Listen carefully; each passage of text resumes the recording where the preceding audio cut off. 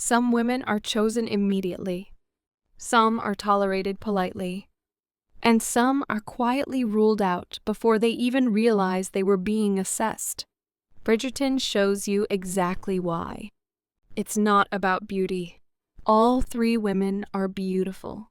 It's about how they move. If you've ever walked into a room and felt invisible or watched another woman receive effortless attention and wondered what she did differently, this is about that moment.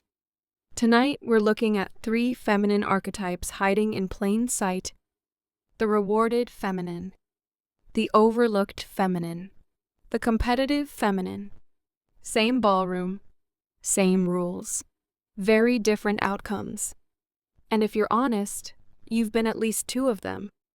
Let's start with the first archetype. Chapter 1. The rewarded feminine. This is the woman the room adjusts for without announcing it. And in Bridgerton, that woman is Daphne. Daphne doesn't try to command attention. She doesn't rush into conversations or stretch them longer than they need to be. She doesn't perform for the room. She lets the room discover her. There's a difference. Watch how she stands relaxed but steady, present but never leaning forward energetically. Her movements are measured. Her expressions are warm but controlled. You never feel her reaching, and that subtle absence of reach changes everything, because rooms respond differently to women who appear settled within themselves. Daphne rarely feels urgent, even when she wants something, even when she's nervous, even when she's being evaluated. Her energy doesn't spill outward. It stays contained. And containment reads as stability. Desirable men, especially, are instinctively scanning for that. Not just beauty, not just charm, but emotional steadiness, social ease, the ability to exist in a room without trying to bend it. Daphne doesn't overstay conversations. She leaves before she feels excessive. She doesn't explain herself more than necessary. She doesn't chase clarification in every moment of uncertainty. She allows space. And space creates curiosity. Curiosity creates pursuit. Most women are taught that being chosen is about being the most engaging person in the room, the funniest, the most expressive, the most unforgettable. But rooms reward the woman who feels slightly withheld, not cold, not distant, just not overextended. Daphne is warm. She smiles. She connects, but she never feels over-available. And that's the key. Availability without boundaries lowers perceived value. Containment maintains it. Before you speak, your body has already introduced you. Your pacing, your eye contact, your exit timing, the level of visible need in your posture. Those signals travel faster than your words ever will. Desirable men pick up on this immediately, often without realizing they are doing it. They are assessing emotional risk. Is she reactive? Is she socially chaotic? Does she escalate quickly? Will she destabilize a room? Daphne rarely triggers those alarms. She moves as though she belongs wherever she stands, and that sense of belonging, not beauty, is what stabilizes her presence. That's what makes the rewarded feminine powerful. Not perfection, not performance, regulation, but for every woman who moves like Daphne. There is another standing in that same ballroom, wondering why the attention isn't landing the same way. And that's where Chapter 2 begins. Penelope. Chapter 2. The overlooked feminine. Penelope isn't invisible. That's the uncomfortable part. She's present. She's intelligent. She's observant. She understands the room better than most people inside it. But she isn't positioned to be chosen. And that distinction matters, because invisibility is rarely about appearance. It's about energy placement. Penelope enters a room differently than Daphne. She lingers longer. She watches more intensely. Her body leans slightly forward instead of settling back. There's a quiet hopefulness in her posture, awaiting to be noticed. And rooms feel that, not consciously, but instinctively. Penelope wants connection. You can sense it in her stillness.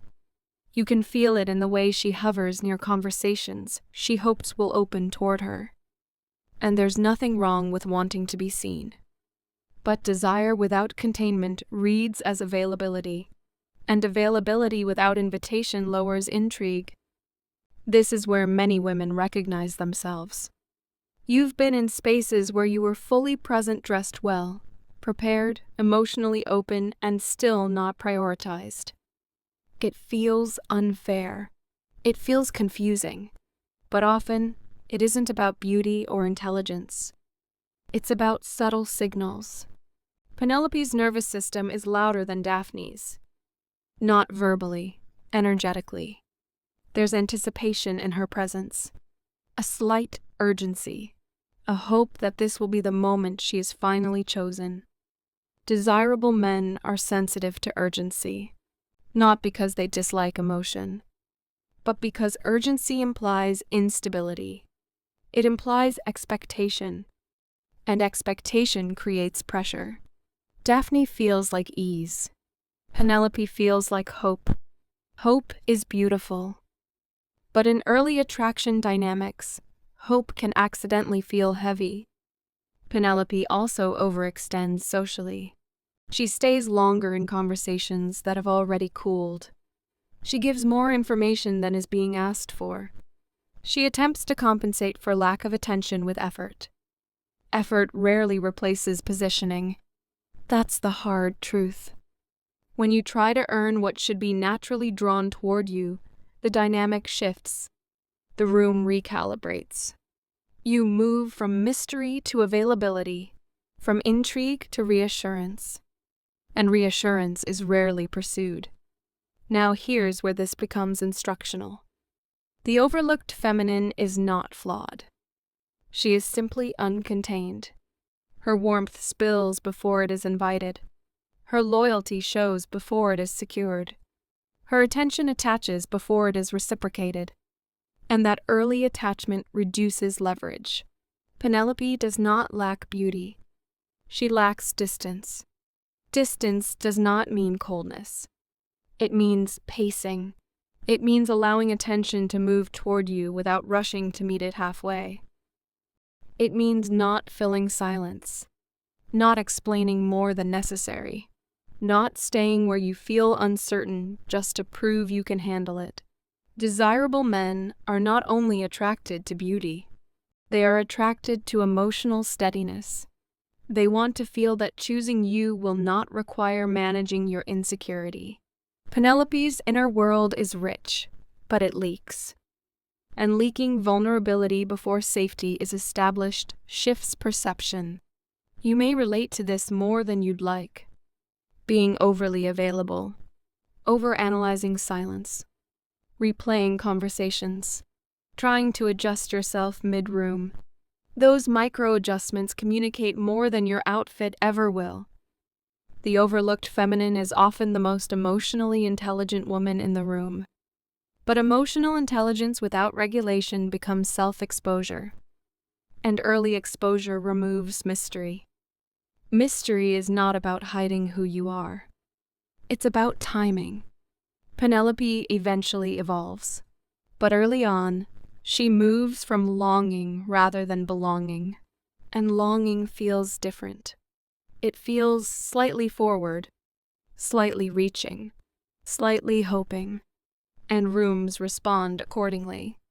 But there is a third archetype in that ballroom, because not all mispositioned femininity looks soft. Some of it looks sharp, controlled, competitive, and that's where Chapter 3 begins. Cressida. Chapter 3, The Competitive Feminine. Cressida is rarely ignored. She enters a room and attention lands. Her posture is deliberate. Her styling is bold. Her presence is unmistakable. She understands visibility. But visibility alone does not guarantee selection. Cressida doesn't long quietly like Penelope. She asserts. She positions herself directly between opportunity and competition. She interrupts energy. She redirects conversations. She makes sure she is seen. And in doing so, she often signals something unintended. Control. The competitive feminine is rarely insecure in an obvious way. She is sharp, observant, socially aware. But there is tension in her movements, an alertness, a readiness to defend position before position is even threatened. Rooms feel that too, not as warmth, not as steadiness, but as edge. Cressida doesn't wait for attention to settle on her. She reaches for it, and that reaching feels different than Daphne's stillness. Where Daphne feels centered, Cressida feels strategic. Where Daphne feels relaxed, Cressida feels watchful. Desirable men notice this difference quickly, not because confidence is unattractive, but because tension signals competition, and competition suggests conflict. Early attraction is rarely built on friction. It's built on ease. Cressida's energy communicates, I am here to win. But attraction is not a tournament. When a woman feels like she is competing for position, the dynamic subtly shifts from mutual curiosity to power struggle, and most desirable men avoid early power struggles.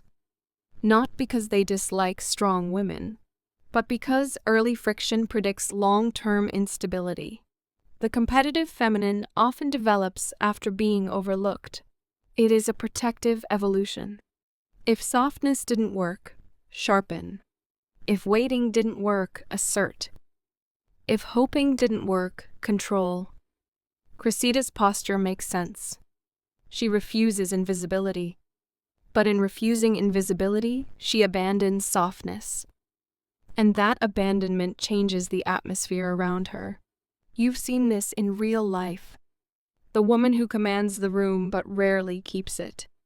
The woman who wins attention but loses intimacy. The woman who looks powerful but feels exhausted afterward. That's the cost of maintaining dominance energy in romantic spaces. Because dominance energy requires constant management, constant scanning, constant adjusting. Daphne doesn't manage the room. Penelope tries to earn the room. Cressida tries to outmaneuver the room. 3 strategies. 3 outcomes. And here's the part most women miss. Cressida is not unattractive. She is intense. Intensity early on can feel like pressure. Pressure reduces ease. And ease is what allows desire to unfold naturally. The competitive feminine often mistakes visibility for magnetism. But magnetism does not force. It draws. It does not defend position. It stabilizes position. Cressida's presence says, I will not be overlooked. But it also quietly says, I am ready to fight. And fighting energy disrupts attraction dynamics before they have space to breathe. Now pause for a second. Ask yourself honestly, when you enter a room, you care about which energy do you default to? Stillness? Hope? Control? Because most women rotate between all 3 depending on the stakes. And none of these archetypes are fixed identities. They are patterns. And patterns can be adjusted. But before we talk about adjustment, we have to understand something deeper. All 3 women are responding to the same environment. The ballroom didn't change. Their positioning did. And that positioning determined how they were treated. Here's what makes this powerful. The ballroom didn't change. The rules didn't change. The men didn't change. Only the positioning did. Daphne, Penelope, and Cressida are not different in worth. They are different in regulation, different in pacing, different in how much of themselves they release before it's invited. And that's the part that translates into real life. Because most women don't struggle with beauty. They struggle with timing. They release too much too early. Too much emotion. Too much explanation. Too much reassurance. Too much control. Or they retreat so far inward that no one feels invited at all. The rewarded feminine is not perfect. She is paced. She doesn't silence herself. She sequences herself. She doesn't suppress desire. She contains it long enough for it to be reciprocated. That's the adjustment. Not changing your personality. Not dimming yourself. Not becoming colder. Becoming regulated. When you enter a room, notice, are you leaning forward energetically? Are you scanning for validation? Are you adjusting your tone mid-sentence? Are you over-laughing to soften tension? Are you overstaying moments that already cooled? Those micro-movements matter, and they're rarely conscious. The overlooked feminine can shift by creating space.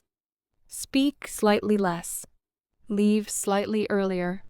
Stop explaining past the point of clarity. Let silence sit without rescuing it. The competitive feminine can shift by softening edge. Relax your jaw. Slow your pacing. Stop preparing for conflict that hasn't happened. Let attention arrive instead of forcing it. And the rewarded feminine? She maintains her internal steadiness regardless of external response. That's the core.